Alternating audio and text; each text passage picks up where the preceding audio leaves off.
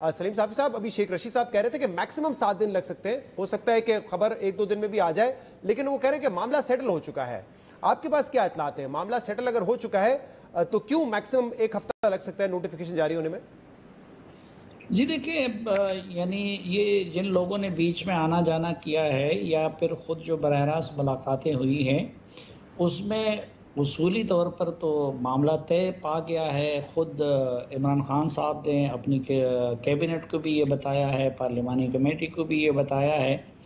लेकिन ये 7 दिन लगेंगे और 8 दिन लगेंगे और हफ्ता लगेगा और ये लगेगा वो लगेगा, इसकी लॉजिक ना वो अपने कैबिनेट मेंबर्स को समझा सके हैं, ना फिर पार्लिमानी पार्टी को समझा सके हैं, ना उनके वज़ीर हमें बता सकते हैं कि उसकी मंतिक और लॉजिक क्या है। क्योंकि एक तो एक घंटा, यानी सिर्फ दिन नहीं, इस हवाले से जब ताख़ीर होती है तो वो इस मुल्क के लिए और इसके सलामती के इदारों के लिए भारी साबित हो रहा है। और जब तक इसको हतमी शक्ल नहीं दी जाती तो वो ये बहस ख़त्म नहीं हो सकती, और ये बहस किसी भी सूरत ना तो इदारे के लिए और ना चंद शख्सियात के लिए ये मुफीद है। अब पता नहीं कि या तो कुछ और मामलात होंगे, सिर्फ इमरान ख़ान साहब जानते हैं, या फिर शायद वो इंटेंशनली ये कर रहे हैं ताकि पंडोरा लीक से और जो एहतसाब उन्होंने जिस तरीके से अपने आप को और अपनी टीम को उनसे मुबर्रा कर दिया है, ये जो ऑयल प्राइसेस रोज़ाना हर महीने ये बढ़ा रहे हैं, इन चीज़ों से शायद तवज्जो हटाने के लिए वो ये कर रहे हैं। हम तो कम से कम इस लॉजिक को समझने से कासिर हैं, या शायद वो किसी और दुनिया में रहते हैं, कोई वहाँ से उनको हिदायत आई होगी। सही। अब हुकूमत का ये कहना है कि मामला सेटल हो चुका है, तो सलीम साहब थोड़ा आगे की बात करते हैं। अगर आप पाकिस्तान की सियासी तारीख देखें, पिछले 15-20 सालों में हुकूमत जब होती है अपने 30 से चौथे साल में ये दावा कर रही होती है कि हम इतने मजबूत हैं, और ऐसा लग भी रहा होता है कि वो अगले इलेक्शन जीत जाएंगे, लेकिन कोई ना कोई पॉलिटिकल इवेंट ऐसा होता है जिसकी वजह से पूरे सियासी डायनामिक्स बदल जाते हैं। परवेज़ मुशर्रफ के हवाले से परवेज़ लाई कहते थे कि 10 मरतबा इनको वर्दी में हम इलेक्ट करवाएंगे, लेकिन फिर चौधरी इफ्तिखार का मामला हुआ और आपने देखा कि परवेज़ मुशर्रफ की हुकूमत दोबारा नहीं आ सकी। इसी तरह 2018 के इलेक्शन से पहले जब पनामा आया तो नून लीग का ये दावा था कि मईशत जिस सिमत में जा रही है, हम बड़े मजबूत हैं, कोई ऑल्टरनेट नहीं है, लेकिन पनामा आया और सारी जो सियासी बिसात है वो तब्दील हो गई और फिर पाकिस्तान तहरीक इंसाफ की हुकूमत आ गई।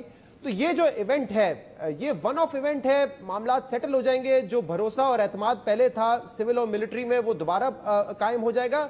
ये आपको लगता है कि ये उस किस्म का इवेंट है जिसने जो पॉलिटिकल डायनेमिक्स को तब्दील कर देगा?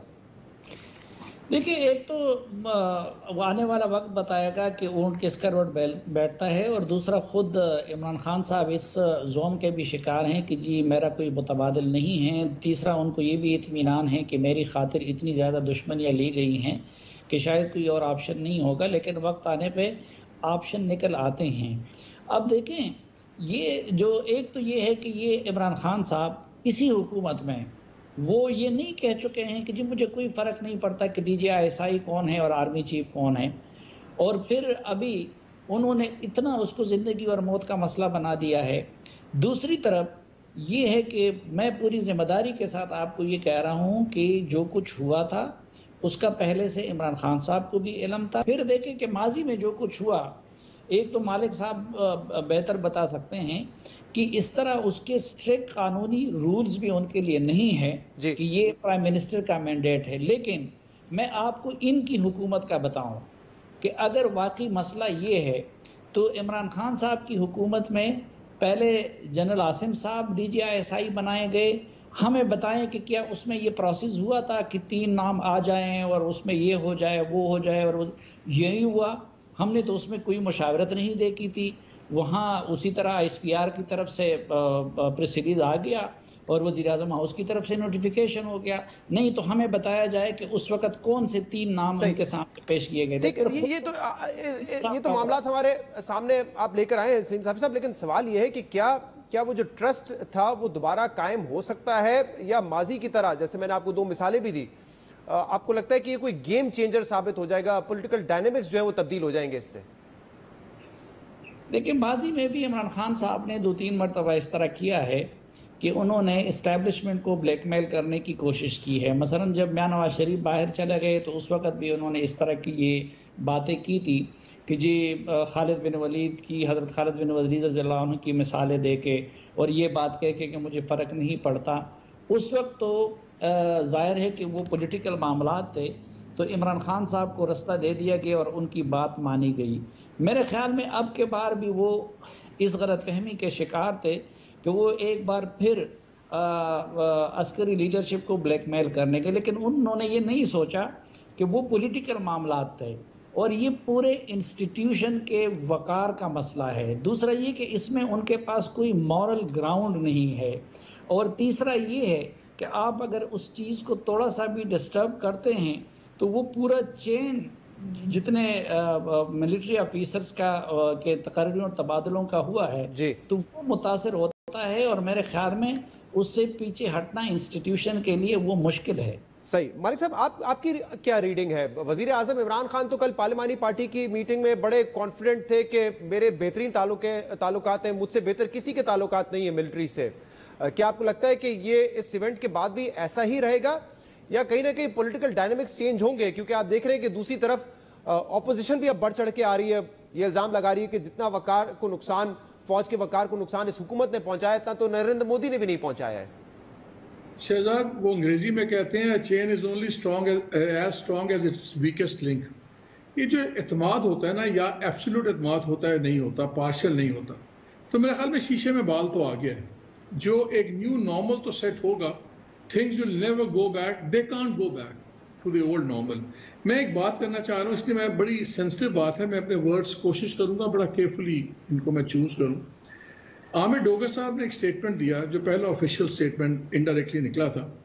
اس سے پہلے کافی مارکیٹ میں بات چلتی رہی کہ جب جنرل صاحب کو، باجوہ صاحب کو ایکسٹینشن ملی تو کہا گیا کہ 2 ایشوز تھے بڑے سیریس جس کی وجہ سے ان کو ایکسٹینشن دی گئی تھی. ایک افغانستان کا ایشو اور ایک کشمیر کا ایشو، اور ان کی کنٹینیوٹی بڑی ضروری تھی، وار اینڈ ٹیرر اور سارا. وہ دونوں ایشوز اپنی جگہ پہ آج بھی قائم ہیں، بلکہ بڑے ہی اور خطرناک ایک فیز میں جا چکے ہیں. مجھے اب ایک بتائیے، کیا آپ کو لاجک کہتی ہے، اگر میں عامر ڈوگر صاحب کی بات پہ جاؤں، کہ ایک آرمی چیف اور ایک پرائم منسٹر جو ادروائز بہت اچھی ٹرمز پہ ہیں، ایبسولوٹ ٹرسٹ ہے، اپوزیشن کہتی جی انہوں نے الیکشن جتایا، انہوں نے سب کچھ کیا اور ان کے سہارے کھڑے میں، وہ اگر چاہتے کہ آئی جی جو وہ 6 ماہ اور رہتے تو کیوں اوفینڈ کریں گے ایک آرمی چیف؟ کیوں ضد کریں گے کہ نہیں میں ابھی ہٹاؤں گا، میں ابھی کچھ کروں گا؟ تو obviously there are some more things, there is more to it than meets the eye. یہ اتنا سمپل چیز نہیں ہے کہ جیسے انہوں نے کوئی ایک بات کیوں کہ نہیں میں آپ کو اکوموڈیٹ نہیں کر سکتا. جتنے انٹرسٹ انٹرٹوائنڈ ہیں پرائم منسٹر صاحب کے فوج کے ساتھ، اتنا ہی فوج کی قیادت کے بھی انٹرسٹ انٹرٹوائنڈ ہیں آرمی پولیٹیکل قیادت کے ساتھ.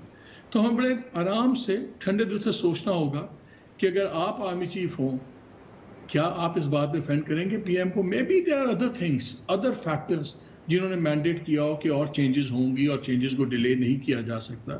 یہ وقت آنے میں پتہ چلے گا. یہ بڑی ہی لیکن لانگ لاسٹنگ امپلیکیشنز آپ کو لگتا ہے کہ اس کی ہو سکتی ہیں سیاست میں؟